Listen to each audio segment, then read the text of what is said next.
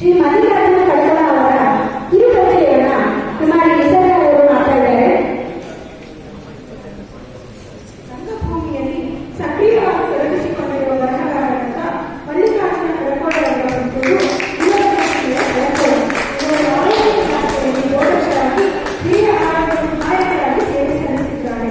ಸಾಹಿತ್ಯ ಹಾಗೂ ರಂಗಭೂಮಿ ಕ್ಷೇತ್ರಕ್ಕೆ ಇವರು ನೀಡಿದ ಕೊಡುಗೆಯನ್ನು ಗುರುತಿಸಿ ಕರ್ನಾಟಕ ನಾಟಕ ಅಕಾಡೆಮಿ ರಾಜ್ಯ ಪ್ರಶಸ್ತಿ, ದಾವಣಗೆರೆ ಮಹಾನಗರ ಪಾಲಿಕೆ ಕನ್ನಡ ರಾಜ್ಯೋತ್ಸವ ಪ್ರಶಸ್ತಿ, ಕೈವಾರ ನಾರಾಯಣ ದಾಸ ಪ್ರಶಸ್ತಿ ಮುಂತಾದ ಹಲವಾರು ಪ್ರಶಸ್ತಿಗಳನ್ನು ನೀಡಿ ಗೌರವಿಸಲಾಗಿದೆ.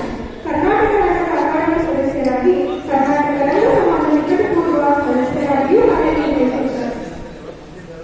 ಈಗ ಗೌರವ ಶ್ರೀ ಮೋತಿರಾಮರ ಚಾರಿಟಬಲ್ ಟ್ರಸ್ಟ್ ಹಾಗೂ ದಾವಣಗೆರೆ ಜಿಲ್ಲಾ ಕನ್ನಡ ಸಂಗೀತ ಪರಿಷತ್ ಸ್ಥಾಪಿಸಿರುವ 2024ರ ಸಾಲಿನ ಮಹಲಿಂಗ ರಂಗ ಜಿಲ್ಲಾ ಸಾಹಿತ್ಯ ಪ್ರಶಸ್ತಿಗೆ ಹಿರಿಯ ರಂಗಕರ್ಮಿ ಹಾಗೂ ಸಾಹಿತಿ ಮಲ್ಲಿಕಾರ್ಜುನ ಕಳಕಳರವರು ಆಯ್ಕೆಯಾಗಿರುತ್ತಾರೆ. ಇವರಿಗೆ ರಂಗಾನಿಕೇತನ ತಂಡದಿಂದ ಹೃತ್ಪೂರ್ವಕ ಅಭಿನಂದನೆಗಳು.